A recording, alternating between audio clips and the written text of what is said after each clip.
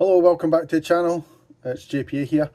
In today's video I'm going to be discussing Rangers' home tie to Alloa in the Cup. If you're new to the channel, please think about hitting that subscribe button, hit the like button as well, and we'll just get straight into this one. Just before I get into this, obviously I didn't do a video for the Pilsen game away from home.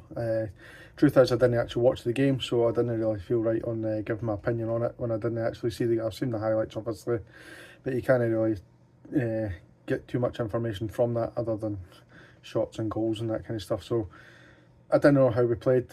From what I've heard, we didn't play particularly well in that game, which is slightly worrying. Albeit we did get through, but we scraped through in the end. Then one, on paper Rangers should win this comfortably, but on paper Rangers should beat Dundee at home comfortably. We should probably be beating Motherwell away fairly comfortably as well on paper. I look back at this, the way I kind of looked at the Queen's Park game last year.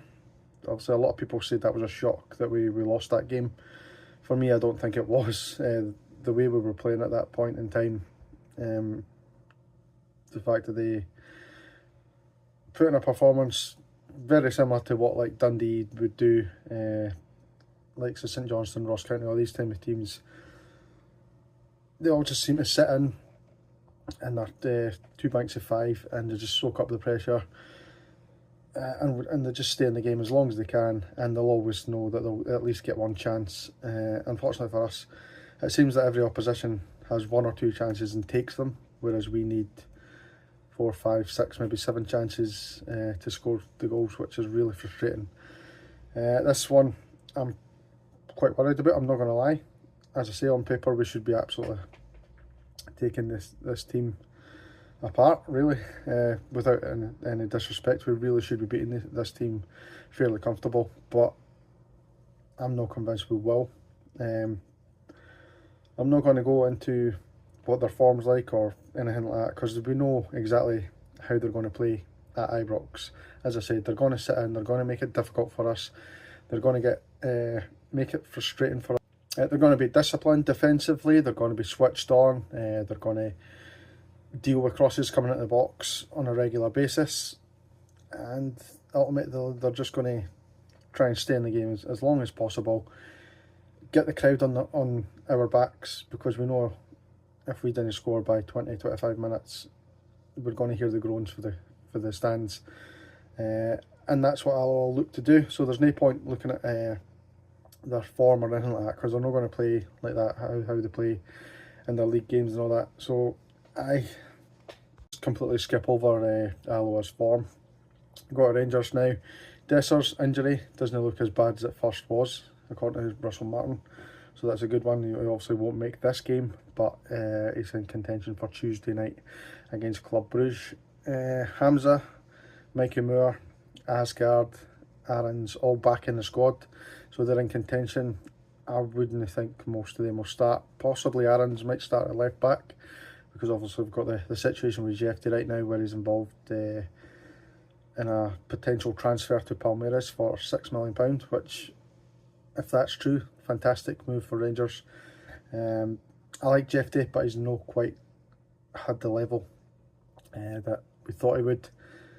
So to get a 6 million, well, it'll be what, a 5 million profit for a player who's not really fitting in, fantastic news for us. I wish him all the best of luck, but it does create a problem for the left back position. We've also let Robbie Fraser go to Dunfermline on a permanent transfer, so we don't have even him as an option to bring in for this game. So I would imagine it's going to be Max Aarons at left back, which doesn't fill me with confidence. Rangers, obviously Dessers is injured. Russell Martin did mention Hamza being available for this one. I can't see him coming just straight into this game, so I think it's more likely that Danilo will start the game and maybe Hamza will potentially come off the bench. Really exciting to see Mikey Moore if he makes an appearance. Probably a really good game for him, where obviously we will have a lot of possession. Interesting to see if Asgard makes any sort of appearance. Obviously he's been injured since we signed him in that first I think he played in a bounce game against Dunfermline and got injured, so we haven't really seen a lot of him, if anything at all. Negative in this video regarding Rangers' performances, but I will say I do think we'll struggle today. I know, as I said, on paper we should be beating this team comfortably, but I can just see exactly how it's going to go. It's going to go very similar to the Dundee game, very similar to the games that we've had previously at Ibrox, whether it be this season or last season. I can see it being a slog. I'm going to go 2-1 to Rangers. I think we can just have enough in us, but I think it will go 1-1 and we'll get a late goal to win it. I really do think it's going to be a struggle. Pains me to say that we're sitting home tie against Alloa, worrying about it, but that's the state of affairs that we're in. One thing I will say, actually, as I said, I would have been too negative on Russell Martin. I watched the Rangers podcast. It's the Heart and Hand podcast. I don't know if you've ever heard of it. If you've never heard of Heart and Hand podcast, please give it a wee listen on YouTube or Spotify or whatever. Really good guys, know a lot of stuff, and they pointed out one thing that Russell Martin probably in normal circumstances should be given more time to sort this out, and I think that's probably would be the case had it not been for the fact that Rangers have been through this just poor performances, poor desire for maybe 2-3 years now, probably since we won the league with Gerrard, if I'm honest with you.